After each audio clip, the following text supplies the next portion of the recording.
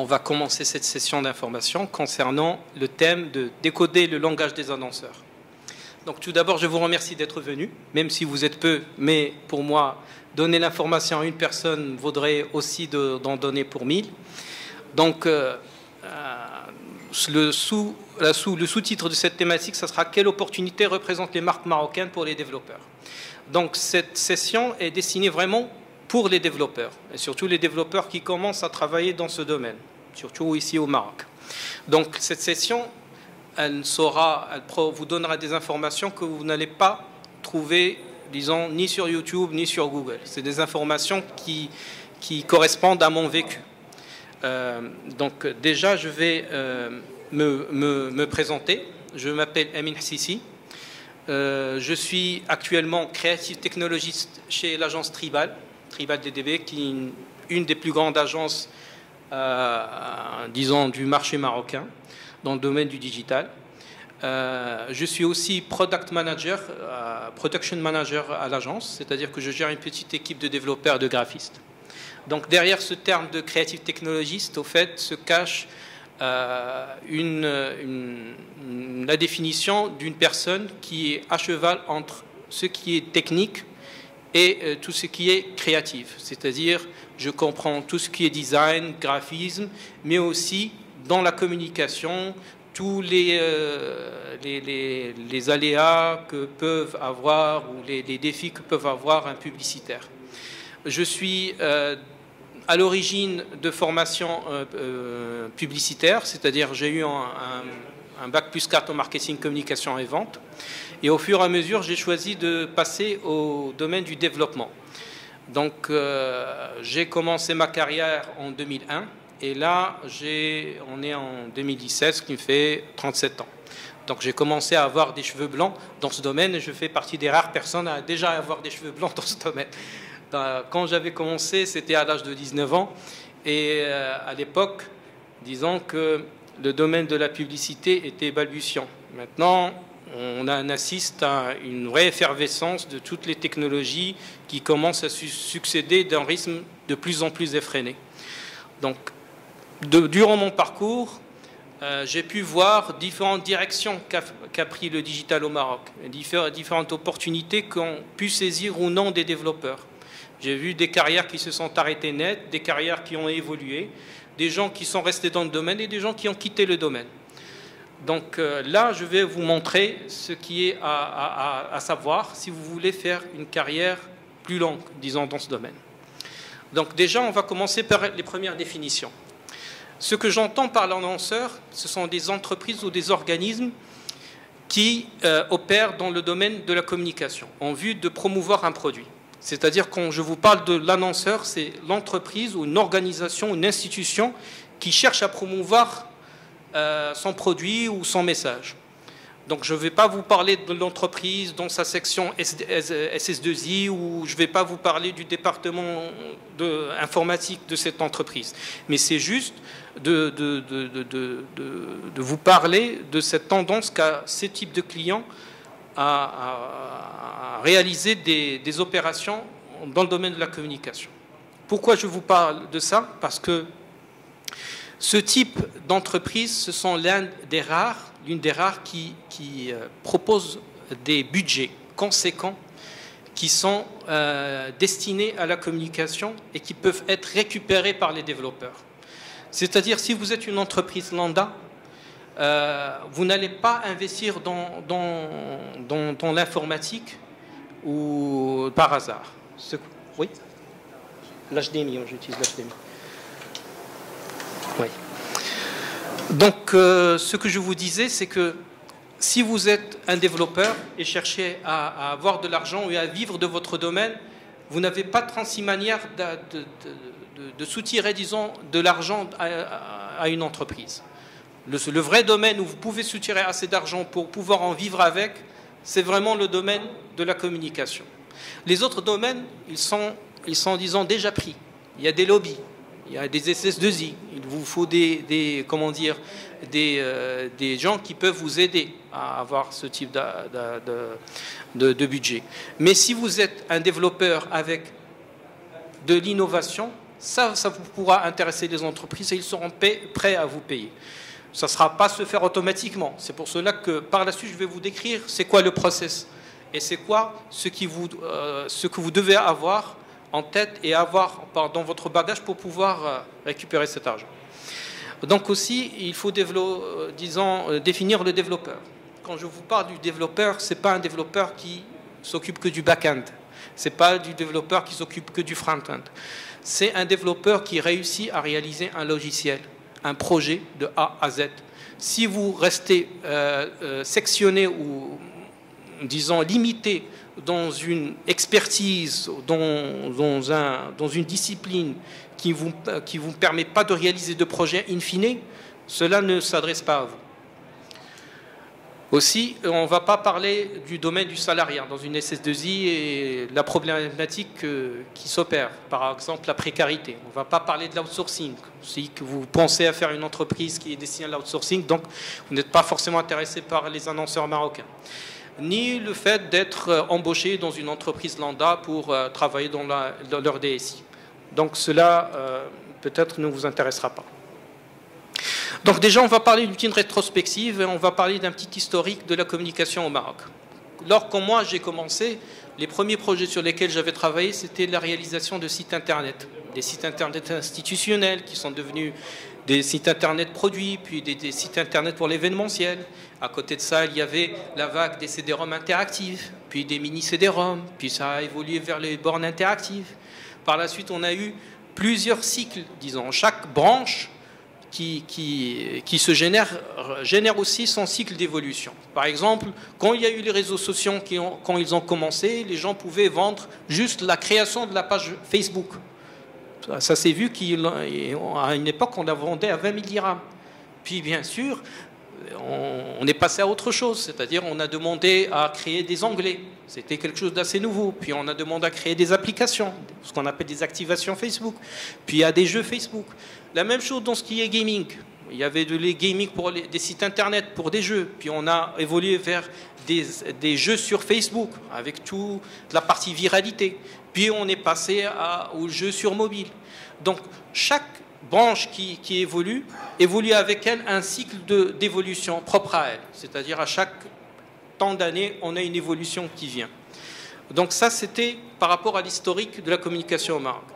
Et ça s'est toujours fait comme ça au Maroc. C'est-à-dire qu'on a eu le cheminement de l'évolution au Maroc passait toujours par un engagement. C'est-à-dire il y avait quelque chose de nouveau que tout le monde voulait, mais qui était très cher. Et donc, ce n'était pas tout le monde qui pouvait se l'octroyer.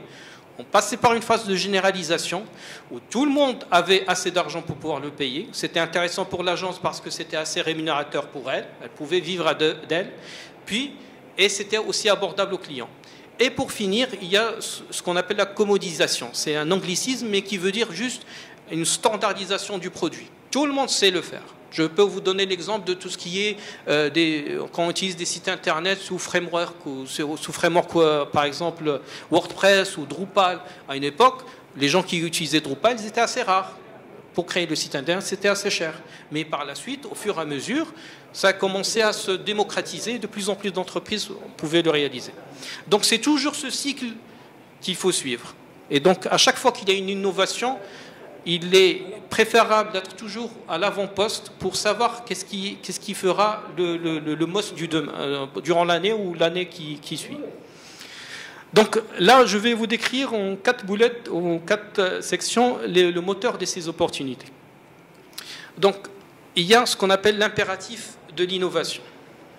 Les entreprises marocaines, disons, cherchent à attirer le public, à avoir de l'audience. Et quoi de mieux dans ce domaine que d'apporter quelque chose de nouveau, quelque chose d'attrayant.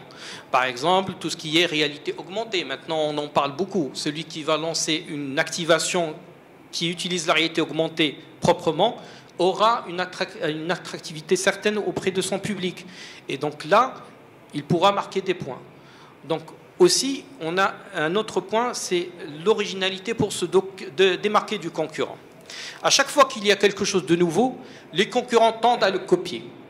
Ça c'est toujours fait. Quelqu'un qui lance la réalité virtuelle, l'entreprise lambda va lancer de même. Parce qu'il faut comprendre que dans ces entreprises, il y a des directeurs marketing, il y a des chefs de projet. Et le chef de projet, quand il voit son copain avec qui il a étudié, il a lancé une opération, ils vont en parler. Et quand ils vont en parler, lui aussi, il va vouloir lancer ça.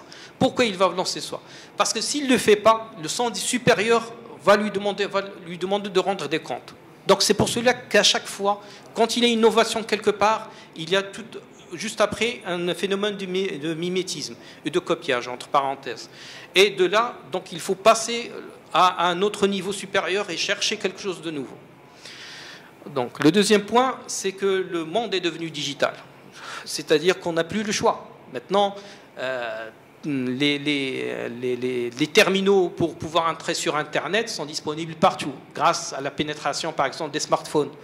Mais aussi le fait que le Wi-Fi est de plus en plus disponible, que les habitudes de consommation de la télé ou des écrans des vidéos a changé. Maintenant, les gens passent beaucoup plus de temps sur YouTube que peut-être sur la télé.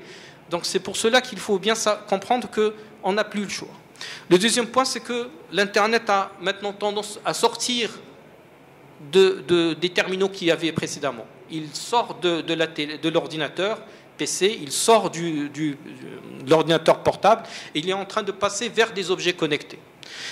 Je fais référence par exemple à Alexia, le système, l'interface vocale qui a été développée par Amazon ou l'autre interface vocale qui a été développée par Google. Ce sont des tendances qui vont suivre. C'est-à-dire pour nous, ça nous paraît loin, mais ici au Maroc, je suis certain que dans les années à venir, on va avoir une opération qui va être lancée de ce type. Il y a un autre point, ce sont les exigences du marché international. Cela est notamment vrai pour tout ce qui est toutes les multinationales ou filiales de multinationales. Il faut comprendre qu'au niveau à la multinationale, il y a des budgets marketing qui sont spécifiés. On va dire, par exemple, pour la Coca-Cola, pour la citer, dans sa section North Africa, elle va devoir écouler le pourcentage en marketing digital de temps. Elle va devoir, disons, dépenser 6% de son budget en communication dans le digital. À eux de trouver une solution. Et parfois, on a vu des annonceurs qui demandaient à l'agence de lui trouver des débouchés, parce qu'il n'a pas le choix. Parce que lui, il est imposé à l'international. Quand on va lui dire où est-ce que tu as dépensé ton argent, il lui dit je l'ai dépensé à la télé ou là, à la radio, là il tombera des nues, parce qu'il devra rendre des comptes. Donc l'idéal pour lui est toujours de trouver des débouchés pour son budget. Et le dernier point, c'est la rationalisation des coûts. L'Internet et tout ce qui est digital permet d'avoir des remontées précises sur les dépenses publicitaires. Quand on dépense à la télé, à la radio, en affichage, on ne sait pas exactement combien on a dépensé. Enfin, on sait les budgets combien on a dépensé. Mais est-ce que ça a été, disons, potentiellement intéressant pour l'annonceur? On ne sait pas. C'est-à-dire, si on a des remontées d'informations fiables via Internet, sachant que cette personne a cliqué sur telle bannière, puis elle est rentrée, elle a rempli tel formulaire, ce qui nous a permis par la suite de le suivre pour voir qu'il a acheté tel produit, là, ça a du sens. Donc, c'est une tendance qui va s'opérer. Les annonceurs vont devoir, disons, changer leurs habitudes de dépenses publicitaires et les rerouter vers le digital, vers quelque chose où ils peuvent avoir un suivi dessus. Maintenant, je vais vous décrire le mécanisme de la prise de décision, que ce soit chez l'annonceur ou à l'agence. Donc, chez l'annonceur, il passe par une succession de décisions, parmi lesquelles c'est l'établissement du plan marketing. Chaque fin d'année, ou juste avant la fin d'année, le directeur marketing et le département de marketing doivent élaborer un plan marketing qui disons, intègre un plan de communication. Ce plan de communication doit nécessairement avoir, disons, une innovation. Il doit comporter une innovation. Pourquoi il doit comporter une innovation? Parce que pour faire la différence. Donc, quand il intègre une innovation, il est sûr, ou là, il se donne beaucoup plus de sens pour que son plan de communication marche sur l'année qui s'écoule. Et donc, une fois qu'il a établi son plan marketing, il le communique à l'agence. et à l'agence de traduire son plan marketing et l'exécuter par la suite. Donc voir ce plan marketing, comprendre sa problématique et y répondre via un plan de communication. Donc c'est comme cela que cela se passe. Au niveau de l'agence, là c'est un deuxième point, c'est juste pour vous dire que une fois que l'agence est en train d'exécuter le plan de communication, au fur et à mesure, elle fait des remontées d'informations pour voir qu'est-ce qui marchait, de ce qui n'a pas marché. Et l'agence aussi a le rôle de centraliser les informations, que ce soit de l'agence média ou des agences tierces, pour que l'annonceur ait le maximum d'informations pour voir, disons, que le plan marketing a bien fonctionné comme ce qui a été établi. Autrement, il est parfois nécessaire d'apporter des rectifications au cours de route. C'est-à-dire, on a vu des plans pendant le lancement d'une campagne, d'arrêter la campagne ou de la modifier ou de changer des attributs dessus. Donc, en continuant, là, on va parler du mécanisme de la prise de décision au niveau de l'agence. Donc, comme je vous ai expliqué tout à l'heure, c'est que l'agence doit voir l'innovation et ne pas la subir. C'est-à-dire, c'est elle qui est d'être acteur de l'innovation et ne pas la subir. Donc, elle se doit d'être toujours à l'avant-garde et de voir qu'est-ce qui marche et d'essayer de réfléchir sur comment adapter cette innovation et comment l'habiller pour pouvoir faire vivre une certaine expérience au client et le convaincre d'utiliser cette innovation pour son propre plan de communication. Maintenant, on va parler des freins à ces opportunités. Qu'est-ce qui dérange? Qu'est-ce qui fait en sorte que cela ne marche pas aussi bien? Ça, le premier point, c'est un point qui est, disons, se rapporte au fait que l'agence est prescriptrice de l'innovation. C'est-à-dire, c'est elle qui dit à l'entreprise ce qui marche ou ce qui ne marche pas. Ce qui fait que parfois, l'agence est devant des décisions qu'elle doit prendre. Si elle trouve que l'innovation qu'on lui apporte, elle ne gagne pas assez d'argent dessus, parfois elle est amenée à la négliger ou même à la combattre. À dire qu'au fait, même si c'est une très bonne idée, il sait pertinemment que c'est une très bonne idée, mais ce n'est pas ce qu'il va communiquer au client. Il va lui dire qu'au fait, non, ça ne marche pas si fort que ça ça comporte un problème, qu'il faut peut-être aller sur autre chose. Mais c'est des choses qui sont de bonne guerre, parce que l'agence est une entreprise à but lucratif. Donc, quelque part, si elle ne fait pas que ça, elle ira à sa perte. Donc, aussi, il faut aussi se dire que l'agence doit être la source sans partage de l'innovation.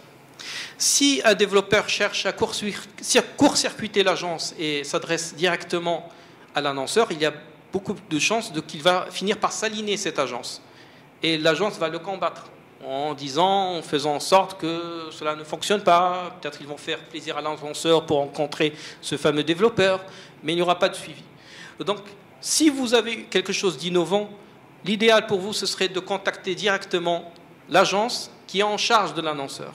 Si vous contactez l'annonceur, vous réduisez vos chances de réussite.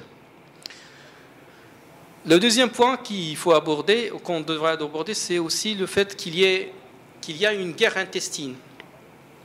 Dans une entreprise lambda, on a deux départements. On a le département marketing, communication, et aussi le département DSI, direction système d'information, les gens qui s'occupent de l'informatique. Sur ces deux départements, il y a un litige concernant tout ce qui est digital. Est-ce que le digital, c'est la DSI ou est-ce que le digital, c'est le marketing? Et donc là, parfois, on a un empiètement, parce que chacun dit que c'est mon périmètre. Il y a parfois des opérations qui sont lancées par le département marketing qui sont arrêtées ou disant on cherche à mettre des bâtons dans les roues par rapport au département du système informatique. Parce qu'on ne veut pas que le marketing prenne de plus en plus le pas sur la direction du système d'information. Donc ça, c'est un problème interne en entreprise, mais qu'il faut savoir connaître afin d'essayer de comprendre ce qui se passe quand il y a un refus. Il y a aussi la fébrilité des annonceurs.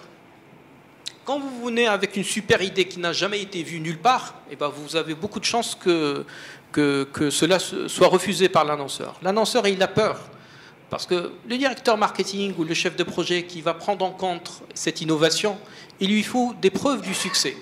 Et il n'est pas prêt à risquer, disons, sa carrière pour vous faire plaisir. Donc il faut comprendre que parfois il est nécessaire de copier, disons, des idées qui ont été vues à l'étranger que d'apporter quelque chose de nouvel.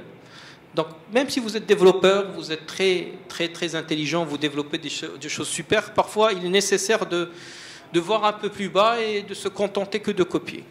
Ou alors, il va falloir faire en sorte d'avoir une démo ou quelque chose qui est fonctionnel. Donc ça, c'est beaucoup plus lié, disons, à la mentalité marocaine des annonceurs qu'à autre chose. Ils sont susceptibles, ils ont peur. Parce qu'il faut comprendre aussi que dans le marché de communication digitale, il a été empoisonné par beaucoup de tchatcheurs. Des gens qui viennent, ils vendent des mondes et merveilles aux clients et à la fin, il n'y a pas de projet derrière, où ils montent. Donc malheureusement, il va falloir faire avec. Parce que nous, en tant que développeurs, nous sommes obligés maintenant de prendre en compte ce type de problématique. Le dernier point, c'est avoir affaire à un décideur profane, c'est-à-dire un décideur qui ne comprend pas. Ce sont généralement des gens qui sont assez vieux, qui ont passé leur carrière dans le domaine, mais le changement est trop rapide pour eux. Ils ne comprennent pas tout ce qui est Facebook, digital, Snapchat. C'est du charabia pour eux. Ils ne savent pas, disons, ils n'arrivent pas à se projeter, disons, dans ce monde. Ou alors, parfois, même s'il ne s'agit pas de leur, si cette communication, cette innovation ne s'adresse pas à eux en tant que cible, parce que, par exemple, vous avez quelque chose d'innovant, mais pour les jeunes, eux, ils se personnifient parfois par rapport à cet utilisateur. Ils te disent non, ils ne vont jamais l'utiliser. Mais au fait, la problématique, ce n'est pas que le projet ne soit pas bon. Le problématique, c'est que c'est le client qui est profane. Donc, il y a un grand effort de pédagogie à apporter. À apporter de la part du développeur pour convaincre l'agence et l'agence, et qui, par la suite, l'agence qui pourra convaincre l'annonceur. Dans la perspective du développeur, et ça fait partie des choses que j'ai constatées, il y a la problématique, c'est d'avoir que des idées. On n'a pas de démo, on n'a pas de projet qui a été abouti. Il y en a qui pensent pouvoir réaliser un nouveau moteur de recherche, ou de lancer un objet connecté, ou de construire un robot, ou l'intelligence artificielle. Il y a plein de gens qui parlent, mais qui n'y a rien derrière. Il faut réaliser une démo. Si vous n'avez pas de démo, vous n'avez pas de marché, il n'y a pas de discussion à faire. Vous perdrez votre temps. Il y a aussi l'autre problématique, mais de l'autre côté, c'est le fait d'être passionné par ce projet, de tomber amoureux de son projet, de réaliser un jeu et de refuser de se faire des modifications ou d'apporter les nécessaires, disons, parce que parfois on est obligé de le brider. On est obligé de faire plaisir au client. Le client te dit « je veux pas ça ». Tu le me changes, il va falloir faire en sorte de le changer. Même si c'est ton projet et que tu as passé beaucoup de temps dessus, eh ben, si tu veux être payé à la fin, il va falloir que tu te mettes en tête que ce projet, c'est la propriété du client, pas la tienne. Donc parfois, et souvent, disons, il va falloir avoir cette idée en tête.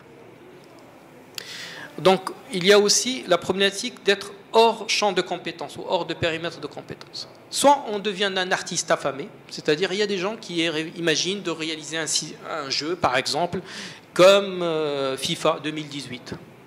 Ils rêvent, ils veulent le faire, mais ce n'est pas dans leurs compétences.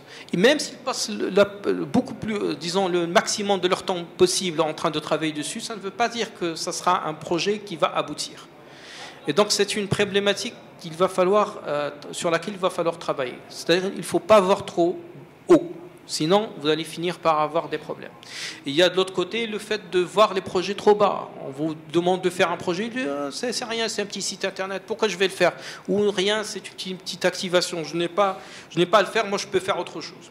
Donc si vous êtes surdiplômé ou là sur-expert, à mon avis, dans ce cas, ce marché marocain n'est pas fait pour vous. Parce que le marché marocain, ce n'est pas le marché américain, ce n'est pas le marché européen. Ce que vous voyez sur Internet, sur YouTube, etc., ça ne veut pas dire que ça va fonctionner au Maroc nécessairement. C'est des choses qu'il va falloir adapter au marché marocain. Et faire en sorte que cela soit en adéquation avec les besoins du marché.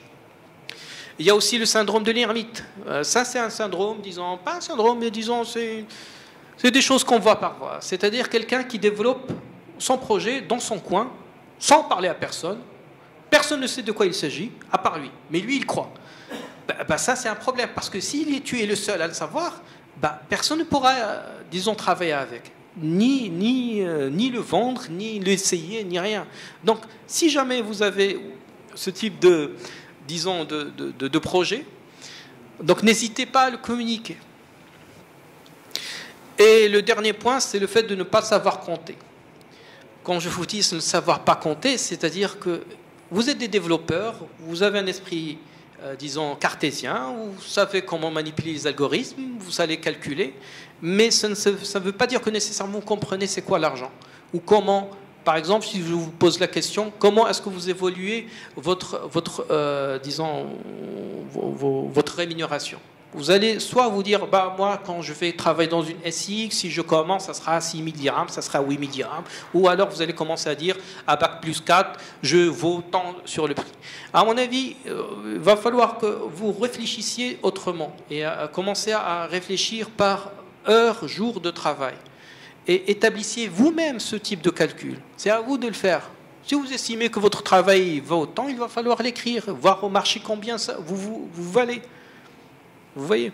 Et donc aussi, calculer ça par rapport au projet lui-même. Combien de temps vous allez passer à produire tel ou tel projet? Combien vous comptez le vendre? Quelle sera votre rémunération? La rémunération de l'agence, etc., etc. Bon, là, on va vous parler des meilleures pratiques à faire en tant que développeur. Donc, les métiers, le fait de choisir la carrière de développeur ou de programmeur est un métier qui est très difficile. C'est-à-dire, si vous pensez qu'à la fin de vos études, vous en avez fini avec les études, enfin avec la formation et les études, vous fourvoyez clairement. Parce que il va falloir évoluer à marche forcée. Chaque année, chaque 6 mois, vous avez une nouvelle technologie qui apparaît. Et cette nouvelle technologie, il va falloir la maîtriser si vous voulez perdurer dans ce domaine. Autrement, vous allez rater votre carrière ou alors vous allez finir par changer de métier tôt ou tard. C'est un...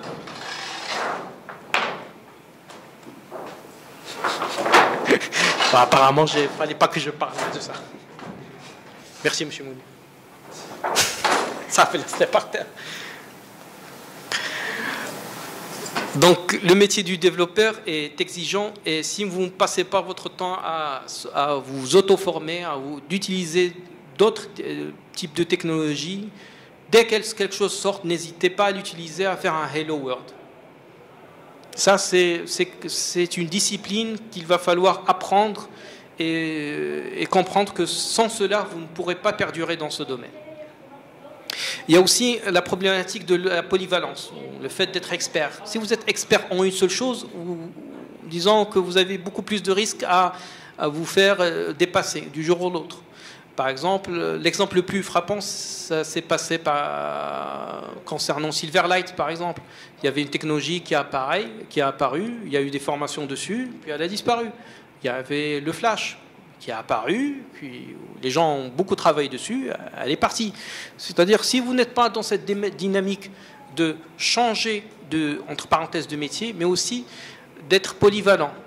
Quand je vous parle de polyvalence, c'est-à-dire que il ne faut pas se contenter d'être dans le back-end. Il ne faut pas se contenter d'être le front-end. Il ne faut pas se contenter d'être un administrateur système. Il va falloir tout apprendre. Faire en sorte de réaliser un projet de A à Z. Autrement, ça sera, vous courez vers la précarité. Vous allez être utilisé à un moment par une SS2I ou par une entreprise et à un autre moment, on va vous mettre de côté. Vous allez finir dans le placard et votre carrière est finie.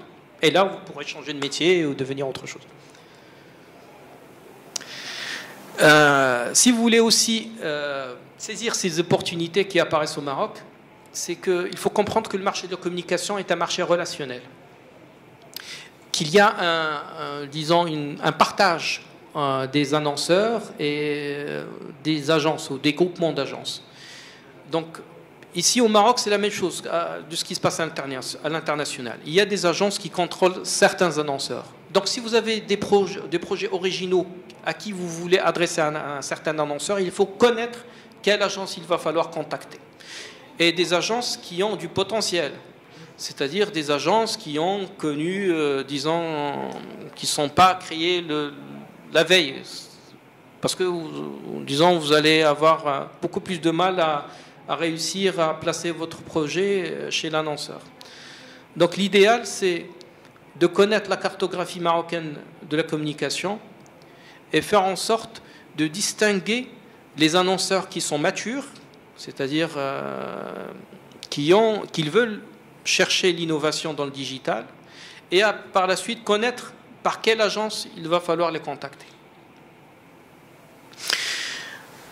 Le dernier point, enfin l'avant-dernier point que j'aimerais soulever, c'est le fait de parler de votre innovation, de parler de votre projet. N'hésitez pas à aller vous faire référencer chez l'agence. C'est toutes les agences que vous pouvez connaître. Prenez le téléphone, appelez l'agence, vous leur dites bonjour, j'aimerais me faire référencer chez vous, je suis développeur, est-ce que je peux faire une présentation à l'un de vos chefs de projet ou le directeur de l'agence, ou à qui vous voulez. Quoi qu'il en soit, n'hésitez pas à communiquer. Parce qu'une fois que vous allez vous faire référencer, soyez certain que l'agence va vous souvenir de vous. Ça, c'est ce qu'on fait à l'agence ou même aux précédentes agences où j'ai travaillé. Les gens, ou même moi-même, c'est ce que j'avais fait au début, c'est-à-dire au début de ma carrière, je n'hésitais pas, quand j'étais freelanceur, de contacter les agences. Allô, bonjour, je souhaite me référencer, et je faisais faire ma petite présentation. Donc, à ce sujet, j'aimerais vous parler un peu de ce que fait Tribal. Donc, Tribal, c'est l'agence, comme je vous dis, qui est à ses côtés sur le marché marocain, et qui a innové en lançant un petit lab, disons, un laboratoire AIT. Donc, n'hésitez pas à contacter l'agence et nous faire parvenir si vous avez des idées. Là, on pourra vous coacher et vous dire ce qui marche de ce qui ne marche pas. L'idée derrière, c'est de ne pas... On n'est pas une start-up, on ne cherche pas à être un incubateur de start-up. On cherche à faire de vous un partenaire sur lequel on va partager, disons, un travail et, disons, une rémunération. C'est-à-dire qu'on ne cherche pas à vous vendre des idées ou de rêves, vous allez devenir, je ne sais pas, Bill Gates, etc. Ça ne se passe pas comme ça au Maroc. Tout ce que je vous dis, c'est que si vous voulez gagner de l'argent, être rémunéré, pouvoir vivre de votre travail, la porte de Tribal est ouverte. Et le dernier point, c'est le fait d'être professionnel. Quand je vous dis être professionnel, même si ça paraît évident, mais ça ne l'est pas pour la plupart des développeurs. Donc, il y a des exemples. C'est le fait de formaliser tous les échanges. Il ne faut pas hésiter, si vous avez fait une réunion, vous avez discuté d'un sujet, de formaliser votre échange, c'est-à-dire de prendre l'email, d'écrire « Bonjour, suite à notre réunion, patati patata, voilà ce qui a été décidé ». La même chose, le fait d'établir un cahier de charge. Un cahier de charge fonctionnel ne va pas être établi par l'agence ni par l'annonceur. Généralement, ils évitent de faire ce genre de choses. Mais vous, votre intérêt est de le faire. Parce qu'une fois que vous allez spécifier sur quoi vous vous êtes engagé, vous êtes protégé. Et l'agence sait à quoi s'en tenir. Mais si vous restez dans le flou artistique, eh ben, ça sera contre vous et pour vous. Donc, souvent, ça va finir contre vous, parce que l'agence ne va jamais dire que c'est ma faute. Elle finira par dire que c'est la faute du développeur à laquelle elle a fait confiance. Il y a aussi le point de respecter les délais. Une fois que vous avez décidé que vous allez, disons, parler de livrer le projet à telle date, il faut le livrer. Même si vous êtes obligé pour ça d'adapter, disons, ou d'utiliser la méthode agile, c'est-à-dire livrer au fur et à mesure. Vous faites une première version, une deuxième version, une troisième version, si nécessaire, mais en tout cas, vous essayez au maximum de respecter les délais. Et au fait de ne pas raccrocher son téléphone. Restez toujours en contact. Quand l'agence sait qu'elle peut à tout moment prendre le téléphone, appeler, même si c'est grave, même si vous savez pertinemment que vous avez fait une bourde, n'hésitez pas à répondre au téléphone. Il faut répondre. Ça m'est arrivé, je réponds, il y a eu une grosse catastrophe. On avait travaillé pour le compte de la Royal, de Maroc Télécom, et toutes les pages Facebook ont été piratées. Toutes les pages Facebook qu'on avait, les jeux, etc., la totalité a été piratée c'était l'époque des ralentissements sur Internet, etc., et donc, je n'avais pas hésité à répondre au téléphone. Oui, nous sommes dans la merde, il y a eu une grosse attaque, nous sommes en train de réagir et on va répondre, disons, au plus bref délai pour résoudre la problématique. Et c'est ce qu'il faut faire, parce que l'agence, disons, doit se rassurer en sachant qu'elle a un interlocuteur fiable. Là, j'aimerais vous parler juste des 5 tendances pour 2018. C'est juste une idée de vous donner envie de faire des recherches dans l'innovation. Parce que pour moi, ça va valoir de l'argent par la suite. Vous pourrez contacter une agence, vous leur dire, voilà, j'ai développé un chatbot.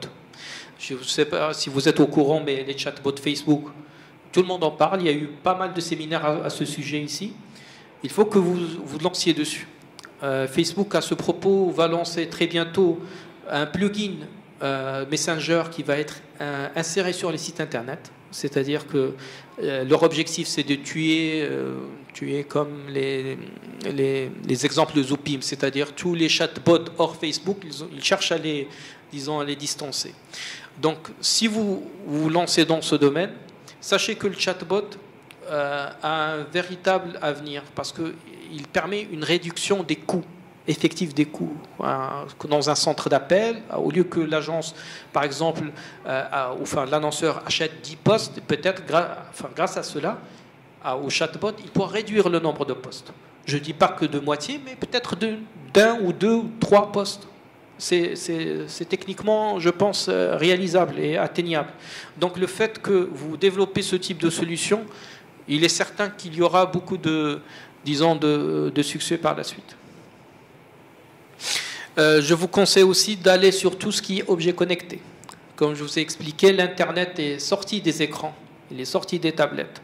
Et bientôt, il va investir, il va investir la rue. Quand je vous dis la rue, je pense notamment à tout ce qui est bornes interactives ou des interfaces, des multiples interfaces homme-machine. Donc, il y aura beaucoup de ça. Donc, n'hésitez pas à voir ce qui est disponible. Je vous conseille d'aller voir tout ce qui est Arduino. Il y a le Fab Lab, c'est une société marocaine, une association marocaine qui travaille beaucoup sur ça. Ils font de belles choses. À mon avis, intéressez-vous à ça. Essayez de développer des interfaces qui peuvent être, interconnectées avec du Bluetooth ou avec un smartphone. Et je suis sûr que vous trouverez acheteurs et preneurs pour ce type de projet. Il y a aussi la réalité augmentée. La réalité augmentée va devenir quelque chose de plus en plus en vue. Facebook travaille déjà sur des filtres en réalité augmentée. Maintenant, ce qui est disponible, ce sont des filtres en 2D. Des filtres en 3D, en réalité augmentée proprement dit, sont disponibles, mais juste, disons, qu'on appelle ça, en version bêta, c'est-à-dire voilà. C'est-à-dire il faut remplir un formulaire et essayer de convaincre pour avoir un accès dessus. Mais ça va se faire. Et bientôt, tout le monde va vouloir son activation réalité augmentée. Et le dernier point, disons, c'est les plateformes marques. Ce que j'entends par là, c'est que c'est une tendance qui va s'opérer. Je ne dis pas que ça va se faire l'année prochaine, mais certainement on va en arriver là. Les marques, maintenant, ne supportent plus d'être prises en otage, entre parenthèses, par Facebook. Facebook devient trop important. Il concentre trop d'informations. Ils ne leur permettent pas d'avoir, disons, accès à toutes les interactions avec les utilisateurs qu'ils veulent. Donc, ils ont tendance à développer leur propre plateforme. Juste à eux. Ça peut prendre la forme d'une plateforme de fidélisation. Je pense notamment à ce que peuvent faire McDonald's ou au Coca ou d'autres marques. Mais ça va venir par la suite. Voilà tout. Merci beaucoup.